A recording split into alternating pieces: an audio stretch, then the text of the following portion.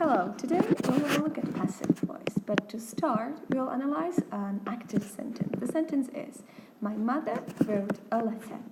So, in this sentence, we know who did the action. It's my mother. So this is the subject, and we know what she did. She wrote a letter.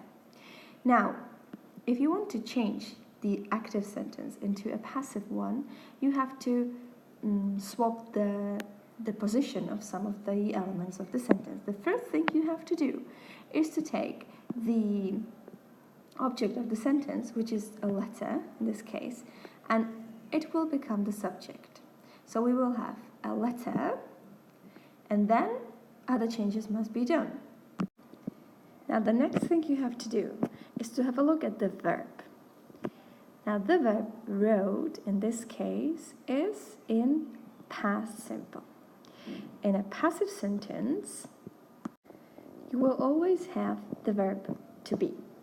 Now, if we said that in this sentence the verb is in past, wrote, the verb to be may have two possible forms. Was, if the verb is in singular, or were, if it's in plural. So in this case, a letter, you must use the verb was. A letter was, and now you have to have a look at the sentence again, and the verb wrote will change its form into the third column, into the past participle, which is the form written in this case. So we will have the final sentence in passive, which is a letter was written. So let's analyze it one more time. We had the active sentence, my mother wrote a letter. Now in the passive one, the object of the sentence became the subject, a letter. Then obligatorily you have to use the verb to be, which in this case, it is in past, because the verb wrote was in past, so the verb to be is in past too, so a letter was, not were, because it's singular. And then, as we said, the verb of the active sentence must be always in past participle, written. A letter was written. Now, this is not the end, because we said that we know the agent, we know that the letter was written by my mother. Okay, so we have to put it here. Can we say a letter was written by my mother? No, we have to introduce a by here. Okay, so let's do it. And we will have a letter was written by my mother. And now it is correct. So now if we have a look at it again, we can see that in a passive voice, there are these obligatory features. The subject, which is the object of the active sentence, then the correct form of the verb to be, and the past participle of the verb. It means that the verb, if it's an irregular verb, will be in the third column, and if it's a regular verb, it will be in the ed form. You can see this all in the sentence. The letter was written by my mother. Now let's have a look at a sentence in present tense. People speak English here.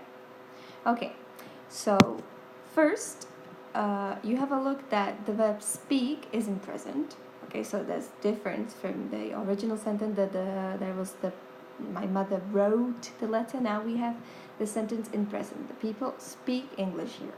So as we said, the first thing you have to do is to find the object. In this case, people speak English here. The object is English. And the object will change into the subject of the passive sentence. Then we said that the next obligatory feature is the verb to be. Remember? So the verb to be in present has three possible forms: am, are, or is. Again, we have to have a look at the subject. It's in singular, so English am, English is, or English are. English is. So we write English is, and then what did we say? We said that in a passive voice, we have to use past participle of the verb, which is not speak, is it? The past participle of the verb speak is spoken. Here we go. So we will have English is spoken here. Now my question is, should we have English is spoken here by the people?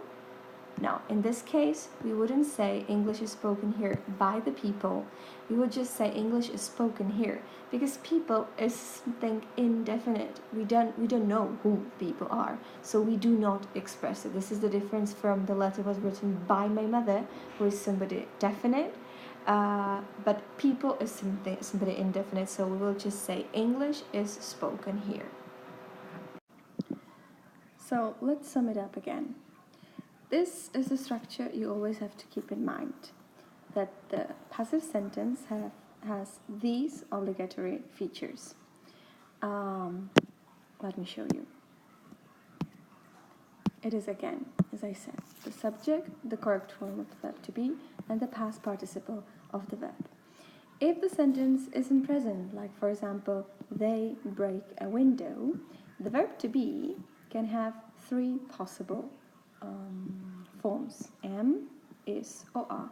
So the passive sentence is the window is broken. Okay, break changes into broken, and the present simple of the verb break is the verb is. And the object of the active sentence is the subject of the passive sentence. Now, if the sentence is in the past, they broke a window, the verb to be has two possible forms, was or were, and the passive sentence is the window was broken. Please take notes from this slide. I will have a look next session if you have done it or not. So that's it. And as I said, the only thing you have to do for the next session is to take notes from the last slide. Thank you.